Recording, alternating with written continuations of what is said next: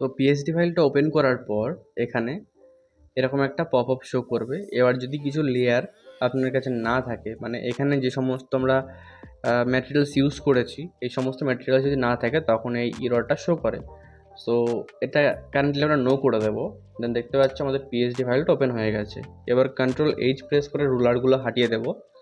এবার দেখতে পাচ্ছি আমাদের পিএইচডি ফাইল এখানে ওপেন হয়ে গেছে। সো এবার এখান থেকে আমরা নামগুলো কিভাবে চেঞ্জ করব, আমাদের বারোয়ারির নাম কিভাবে চেঞ্জ করব, অথবা পরিচালনায় যে থাকছে তাদের নাম কীভাবে চেঞ্জ করব, সম্পূর্ণ স্টেপ বাই স্টেপ দেখিয়ে দেবো।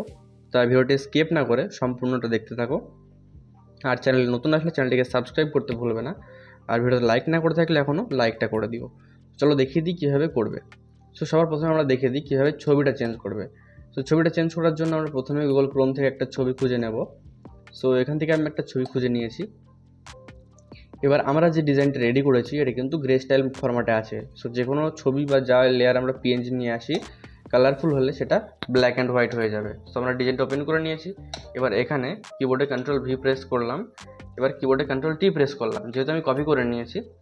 সো এরপরে সাইজটা আমরা অ্যাডজাস্ট করে নেব, কিছুটা কম বেশি করে অ্যাডজাস্ট করে নেব। এরপর টিকমার্ক অপশনে ক্লিক করব। এবার এখান থেকে এই ছবিটা আমরা এখানে মার্জ করতে হবে, তার জন্য কিবোর্ডে কন্ট্রোল অল্ট জি প্রেস করব। তাহলে এই ছবিটা কিন্তু এখানে মার্জ হয়ে গেল, মানে আগের ছবিটার সাইজে বসে গেল। এবার এটা চাইলে সাইজটা ছোট বড় করে আমরা অ্যাডজাস্ট করে নিতে পারবো। সো প্রথম স্টেপ চলে গেল, ছবিটা কীভাবে চেঞ্জ করব সেটা দেখিয়ে দিলাম। এরপর এখানে যে হেডিংটা আছে হেডিংটা কীভাবে চেঞ্জ করব। সো এখানে প্রথমে টেক্সট টুলটা নিয়ে নেব। এখানে আমরা যেহেতু আনসি ফরম্যাটে লিখেছি, এবার আমরা যে লেখাটা ব্যবহার করেছি, মানে যে লেখাটা লিখেছি আমরা এখানে আনসি ফরম্যাটে লিখেছি। লেখা অনেক ধরনের হয়, যেমন ইউনিকোড। এবার যদি ওটা অন্যান্য যে কোনো সফটওয়্যার দিয়ে লেখা যায়, বাট আমরা লিখেছি কি আনসি অভ্র কিবোর্ড দিয়ে, আনসি ফরম্যাটে। এবার অভ্র কিবোর্ড যদি আনসি ফরম্যাটে কীভাবে টাইপ করতে হয় না জেনে থাকো, তাহলে অভ্র কিবোর্ড ডাউনলোড করে নাও।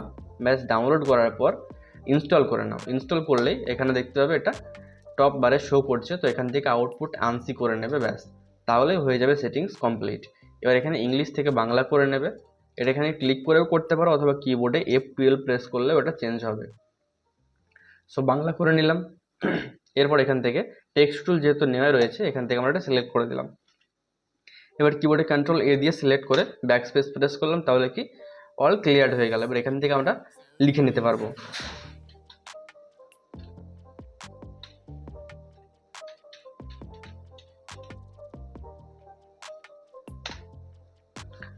সো চাইলে যে কোনো কিছু আমরা লিখে নিতে পারবো। আমি এক্সট্রা করে কিছু লিখছি না, বাট আমি দেখিয়ে দিলাম। এরপর এখান থেকে আমাদের পরিচালনায় যেটা রয়েছে এটা আমরা সম্পূর্ণ মুছে দিচ্ছি। মুছে দিয়ে এখানে আমরা লিখে দেখিয়ে দিচ্ছি। যেমন এখানে লিখলাম VATCHALA।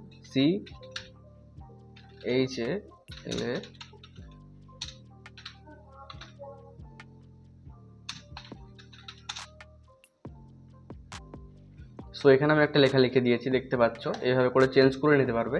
এবার মেক শিওর আমি যে লেখাগুলো লিখছি এখানে কোনো এরর আসছে না, বিকজ এখানে আমি যে ফন্টগুলো ব্যবহার করেছি এই সমস্ত ফন্ট অলরেডি আমার ফটোশপে রয়েছে, আমি ফটোশপে অ্যাড করে রেখেছি। সেই কারণে কিন্তু এখানে লেখার কোনো এরর আসছে না। এবার তোমার কাছে যদি সেই ফন্ট না থাকে, এরকম এরর শো করে, তখন এটা সম্পূর্ণ সিলেক্ট করবে। দেন তোমার কাছে যে ফন্ট আছে সেই ফন্টটা এখানে চেঞ্জ করে দেবে, ব্যাস সেই ফন্টটা এখানে অ্যাড করে দেবে চেঞ্জ করে, তাহলেই সেই এররটা আর শো করবে না। সেইভাবে করে এই লেখাটাও চেঞ্জ করে নিতে পারবে। সেম একই পদ্ধতিতে এই লেখাটাও চেঞ্জ করে নিতে পারবে, সেটুকু আমি দেখালাম না। এবার এখান থেকে যে লেখাগুলো আছে এখানে লতা মাত্রা আমরা অ্যাড করে রেখেছি। এবার অনেকেই বলবে যে STM দিয়ে আমরা লতা মাত্রা দিতে হয়, বাট শুধু STM দিয়েই নয়, এখানে কিন্তু অভ্র কিবোর্ড দিয়েও লতা মাত্রা দেওয়া যায়। এর কিন্তু একটা শর্টকাট কি আছে। সো যদি জানতে চাও অবশ্যই কমেন্টে জানাবে, আমি নেক্সট একটা ভিডিও বানিয়ে দেবো কীভাবে লতা মাত্রা অ্যাড করতে হয়। সো এটা কিছু চেঞ্জ করছি না, আমি টিকমার্কে ক্লিক করে দিলাম। এবার এখান থেকে যেটা আছে পরিচালনায়, এটা আমরা চাইলে এখান থেকে এইভাবে কন্ট্রোল A দিয়ে সিলেক্ট করে চেঞ্জ করে দিতে পারি, ব্যাস চেঞ্জ করে দিলাম। এবার একটা বিষয় তোমাদের আজ মাথায় অবশ্যই আসতে পারে যে এখানে আমি যে বাংলা টাইপ করছি কিসে কি হয়, এর কি লেআউটটা কি রয়েছে। তো সেটা দেখা খুবই সহজ। এর জন্য এক্সট্রা কোনো ক্রোম থেকে ছবি টবি ডাউনলোড করার কোনো প্রয়োজন নেই। এখানে অভ্র কিবোর্ডের টপ বারে দেখতে হবে একটা অপশান আছে কিবোর্ডের, ঠিক আছে, এখান থেকে দেখে নিতে পারবে কিসে কী হয়। যেমন ক হয় কেতে, খ হয় কে এইচে, এইটা হচ্ছে এর সম্পূর্ণ কি লেআউট। এটা একবার শিখে নিতে পারলে টাইপিং খুব সহজ। এক্সট্রা করে আশা করি শেখারও প্রয়োজন পড়বে না, কেননা আমরা যেটা ইংলিশ শিখে আসছি আজ অবধি সে একই সেম পদ্ধতিতেই হয়। সো ডিজাইনটা সম্পূর্ণ রেডি হয়ে গেলে এটাকে সেভ করে নেবে। এবার চাইলে তুমি পিএসডি ফরম্যাটেও সেভ করতে পারো, অথবা চাইলে তুমি জেপিজি ফরম্যাটে সেভ করতে পারো। সো এখানে সেভ করার জন্য একটা শর্টকাট ইউজ করতে পারো, কিবোর্ডে Ctrl+Alt+S। তাহলে কি এটা তোমার সেভ লোকেশানে চলে আসবে, বা চাইলে তুমি এখানে যে কোনো লোকেশানে গিয়ে সেভ করে দিতে পারো। তো আমি সেভ করছি না। এবার একটা প্রশ্ন আসতে পারে যে আমরা পিএসডি ফাইলটা দিচ্ছি, এটা ফটোশপের 7.0 ভার্সনে ওপেন হবে তো? সো আমাদের উত্তর একটাই, হ্যাঁ অবশ্যই ওপেন হবে, কেননা এটা 7.0 দিয়ে আমরা রেডি করছি। এবার 7.0 থেকে শুরু করে আবার ভার্সন যত অবধি ইচ্ছে সমস্ত রকম ভার্সনে এই পিএসডি ফাইলটা ওপেন হবে। সো ভিডিওটি কেমন লাগলো অবশ্যই কমেন্টে জানাতে ভুলবে না।